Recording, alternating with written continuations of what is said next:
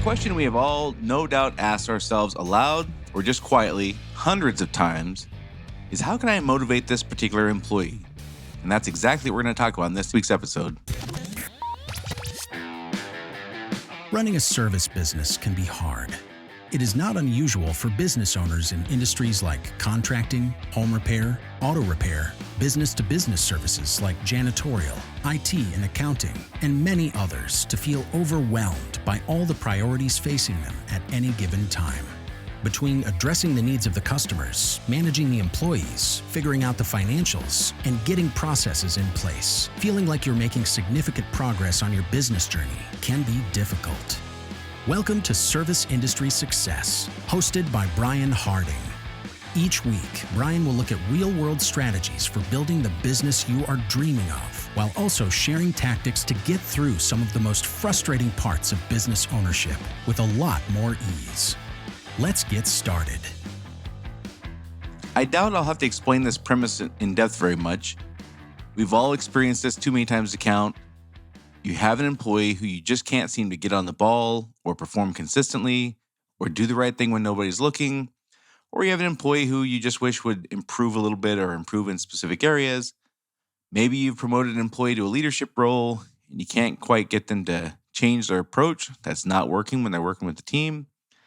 Maybe you can't get them to adapt to the new priorities they have as a leader, which are different than the ones they had when they were like a revenue-producing employee. No matter what the specific situation, you now have an employee that you need to coach up or motivate, but you don't know what will work for this particular person.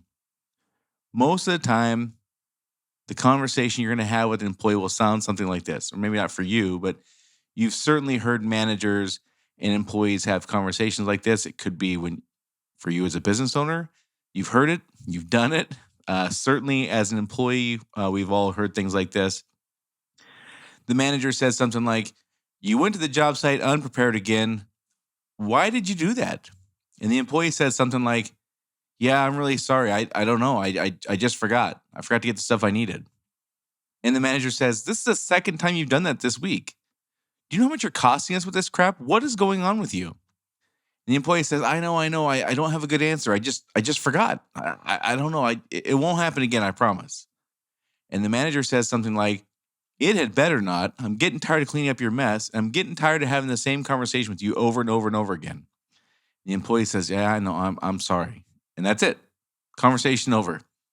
If we had $1 for every time we had one of those conversations, or we had to endure that in some fashion, listening or participating, we would be pretty wealthy. If we don't work with human nature in these situations, we are predictably going to find ourselves in more of these dead-end, frustrating as hell conversations than we care to. If we don't speak to what really drives this person, nothing we say is going to resonate in a way that is compelling enough for them to act a certain way or change. What do I mean, work with human nature? How do we figure out what drives this person? I'm going to explain all that in just a minute. First, I want to tell you about a client of mine who, even prior to COVID, had been struggling to hire people for her carpet cleaning business for at least a couple of years. When we changed how she wrote and posted her ads, she hired twice as many people as she was hoping to, and she literally had to turn the ad off after only 6 weeks of running it because she could not hire one more person, and she had doubled the number of people she had hired. So are you trying to hire and just not getting the results you want? Have you almost or completely given up on the idea that you can actually recruit the talent you need to grow your team? There are a few things more frustrating than having more work than you can get to and not being able to hire and train more people to make the most out of that demand. Like they say, you got to make hay when the sun shines, right? What if I told you the reason 95% of the ads out there are not working? Because just like we're talking about today, these ads work against human nature, not with it. Once you see for yourself what I'm talking about, you'll never look at hiring ads again. I promise this will change the way you look at everything as it relates to how you go about writing your ads and posting them. And it's likely to work many times better than what you're doing now. So if you want to learn about how to write ads that will really stand out above the noise and actually get people to call you, go to freehiringwebinar.com and get signed up for this free class I'm putting on March 29th at noon Pacific. Again, freehiringwebinar.com. You'll also get a chance to learn about an opportunity to join my new Service Industry Select coaching program. And as a bonus for attending, you'll get my free autofill ad creator, which will virtually write your job post for you once you answer just a few questions. So if you're ready to finally get those people you need hired, mark your calendars for March 29th at noon Pacific, and go to freehiringwebinar.com to sign up. Okay, so you may recall from one of our earlier episodes that one of the core things I believe, which drives nearly everything I talk about, is that people are primarily motivated by meeting their own needs. By and large, people do not make decisions based upon what I want, why I want it, or how urgently I want it. And that last one's really a key one to pay attention to, I think, because we know as managers and leaders, sometimes we just ramp up how urgent this is, and we get surprised when that falls on deaf ears. That's not really, it's not really going to work in many cases. So in the example conversation I went over earlier, the one we've all experienced 1,000 times, the employee probably really is sorry they screwed up again. But that remorse will subside because they're not standing right in front of you anymore. And the next time they're in that similar situation, they're probably not going to worry about what I think in that moment. Now, I get what some of you are thinking right now, which is they'd better worry if they want to keep their job. They better worry about what I think if they want to keep their job. Some version of that. So let's talk about that. Why do they care about keeping their job? They can certainly go get another one, especially in today's labor market. There's no shortage of people hiring. I don't know of a single industry which isn't clamoring for people. So even the even the threat of having to look for a different job, is that really a big deal right now? And even if labor markets are not like this one, why does an employee really care about getting fired? Is it really because they're going to miss you? Maybe. I suspect people care about getting fired for a few reasons. One, other people, including their spouse, their friends, their children, their neighbors, etc., might find out, and that would be really embarrassing if they had to tell their kids that they got fired. They'll have uncertainty about their future. That's another one. Well, they'll wonder, will they get a job that they like? Well, what will their commute be like? What if the people they work with are jerks? What if the new company is not as accommodating with my schedule or whatever it is? And third, there's the unknown. And people just don't like feeling like they're at the mercy of the unknown. They do not like stepping into the unknown because it's scary. And finding a new job, at least one that you're confident you're going to like, is a hassle. And people like easy. They do not like a hassle. So I could go on and on and on, but we don't have time today. My point is, even when it comes to the most dire consequence we have to compel somebody to comply, improve, or change, they don't want to get fired because of how it impacts them, not because they care about what I think or what I want, period. So in order to compel them to want to act in a different way, I need to speak to what motivates them. And how do I figure out what motivates them? Well, if you listened last week, we're talking about asking the question why. 5 whys to be exact. So before we get too far in, I want to remind you, this is absolutely not something you should try on your spouse or significant other. And I'm not kidding about that. Do not try this at home. I really mean that. And not if you value your marriage anyway. Also, I would recommend that you listen to last week's episode and get pretty comfortable diagnosing process-related problems with this 5 why method well before you move on to behavioral issues like we're going to talk about this week. So when you have a need to figure out why an employee made a decision or a series of decisions a certain way, we need to understand what their internal drivers are. What compels them to make decisions this way? We have to understand what drives their decision-making process overall rather than just gaining understanding of this particular decision itself. I care way more about how the person decided to go to the job site unprepared than I care about them going to the job site unprepared this particular time. I want to understand how they make those decisions. And we have to find out what really matters to them and what really compels them to act in a particular way. To do that, we want to get beyond just a surface level understanding. We must ask more than just 1 or 2 why questions in most cases. So again, just kind of imagine each of us protecting our deepest internal drivers under 5 to 7 layers of a virtual onion. Each time we ask the question why, we remove a layer of the onion and we get a little closer to the core, the root, whatever word you want to use there. We get to the foundation. We get to the core of the problem, and each time we ask a why question, we set the foundation for the next why question, and so on. So I'm going to give you 2 examples of conversations I've had that illustrate what I'm talking about. The first one only takes 3 whys, which was really shocking to me considering this person in this particular case was very much um, shy and people relationship driven, much more than task driven. Usually those folks are way more guarded. This person just kind of blurted out an answer. It just blew me away.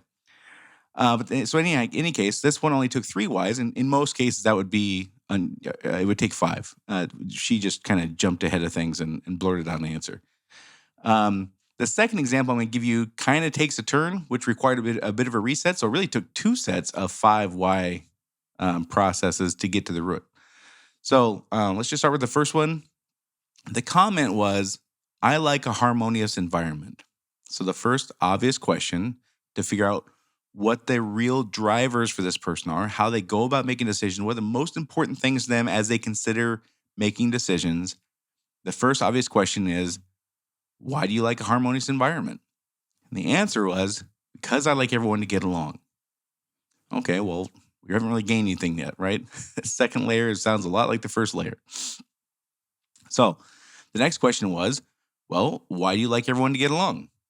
And the answer was, because I don't like feeling bad, so I don't want anyone else to feel that way either. So the third question was, why don't you like feeling bad? And after a couple moments, again, this shocked me because it was so forthcoming. The answer was, because it reminds me when my parents fought when I was a kid. Now, this is an important point. We are all more or less driven by things that we experience when we were somewhere between 2 and 5 years old. The way we behave as adults is driven by those experiences we had when we were very, very young. So if I had to coach this person up, what kind of things do you think I would generally talk about? What kinds of words would I use or phrases would I use if I wanted them to improve, or if I wanted them to follow a process more diligently, or if I wanted them to, hit certain benchmarks or whatever? I would talk about things like doing things the right way, because when things are going well, it's more likely that everyone's going to get along. I would use the word harmony, right? I would talk about how our goals are for people to be happy and to get along, and how following our processes achieves these goals. And when things are going well, again, people are more likely to be happy. So follow the process, and that gets what you want, which is people to be happy.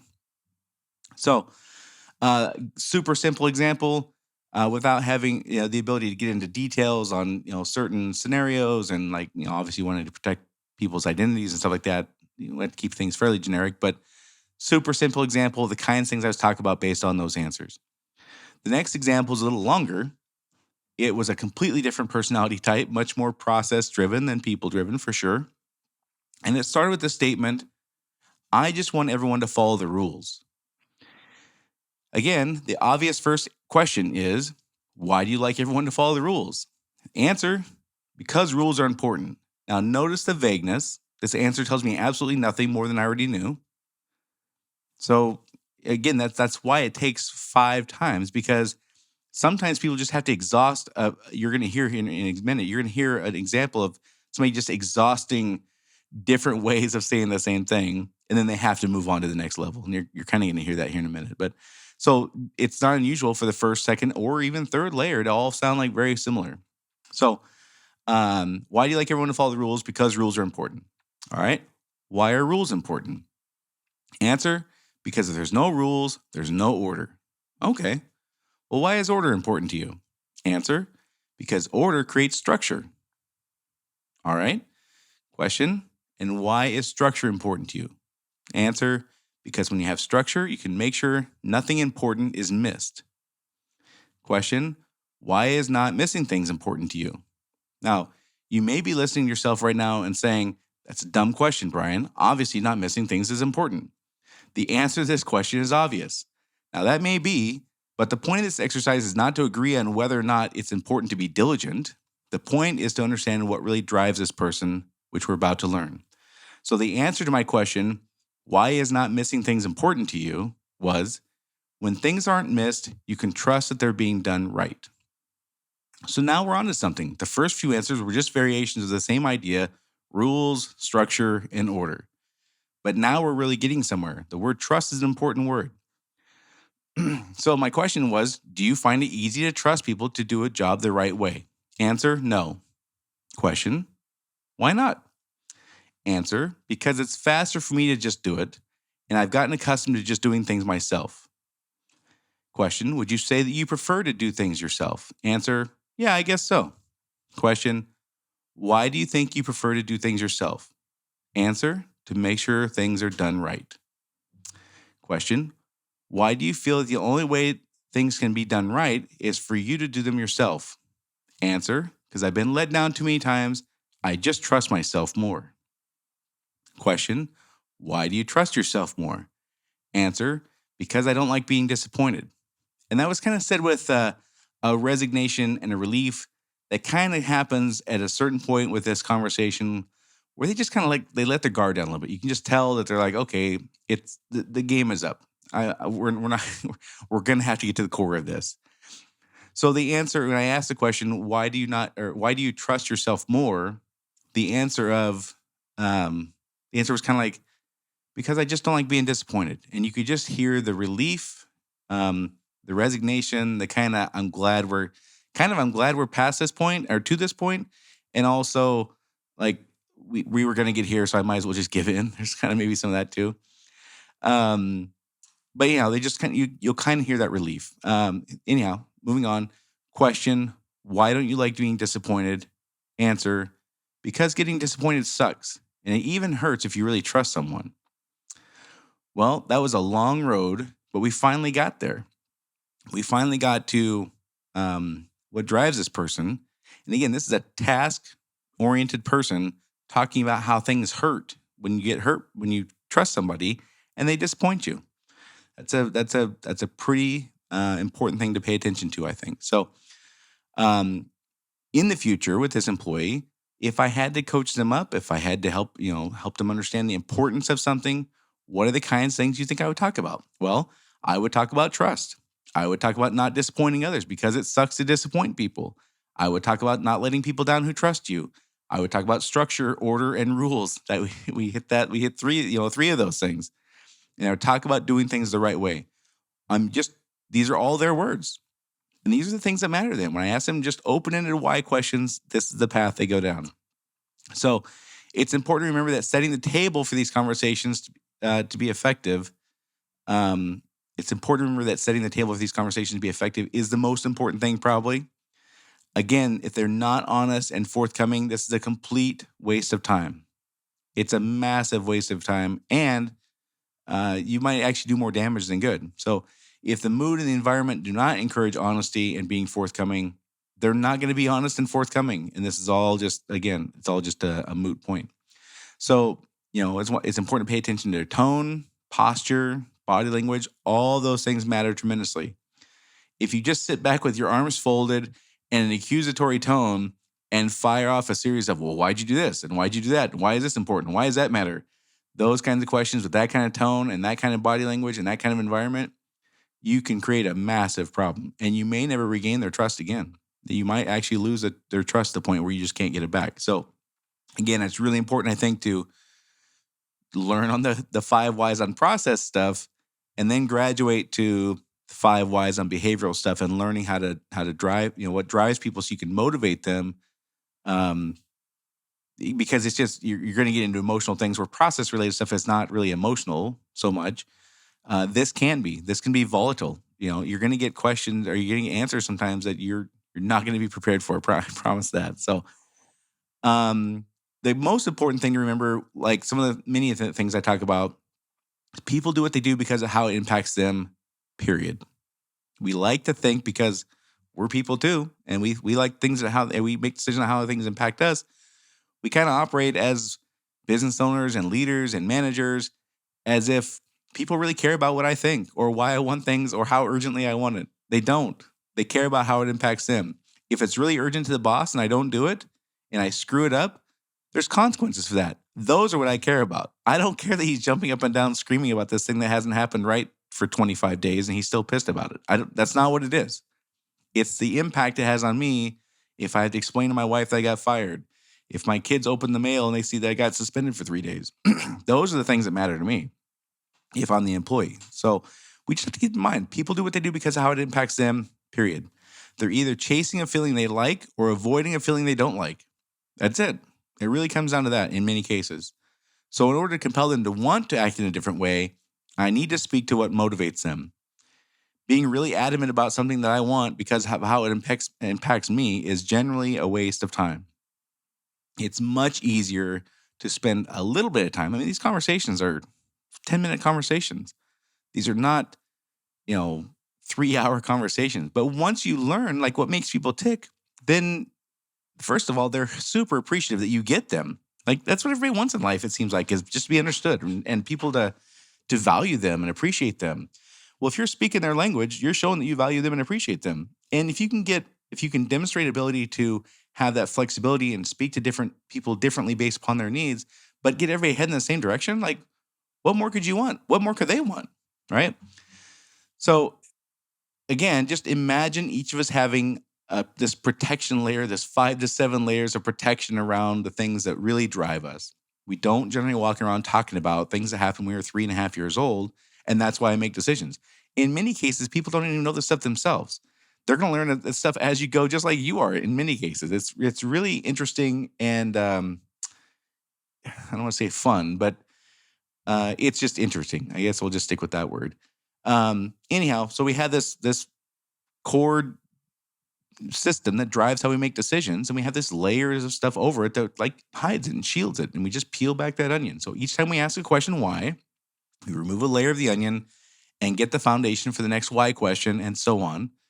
And again, perhaps the most important part is setting the tone and the environment up front to get honest answers and have them to be comfortable that this is not a gotcha thing. I'm not trying to snare you in something that I'm going to hold against you and use against you later. I genuinely want to understand what makes you tick so we can all be better. Like, that's it. I genuinely want to know how to speak to you in a way that will resonate with you. I want to speak to you in a way that's going to help you move forward with the team and move in the direction we're all heading, not say something that is either not going to resonate or even worse, like might really piss this person off. That's the last thing I want to do. They don't want that. So I've not ever had an employee go through this experience where they were pissed about later or regretted it. Not one time. It's certainly true that there are times where these are not comfortable conversations. And if you get my book, there's examples in there that are a little uncomfortable. But at the end, it was fantastic. It happens sometimes. So we got to be really careful about setting the environment so that it's a positive experience for everybody, not a negative experience. And they got to be honest. Again, I can't stress that enough. If they lie, it's just, you might as well not even do it. So that's it for this week. We're talking about the 5 whys on behavioral stuff. Real quick, I am really excited about this webinar I got coming up on March 29th, noon Pacific. I know the number one problem that people have right now for a lot of folks is hiring, can't get things hired. I promise you this is going to change how you do it, how you write your ads, how you look at ads, how you approach everything that has to do with hiring. I promise it's going to change after you go through this webinar. And the thing that this autofill job post creator thing, it's awesome. I mean, it literally, you can write an ad that is super compelling and super awesome in 3 minutes. It's fantastic. So if nothing else, just come for that.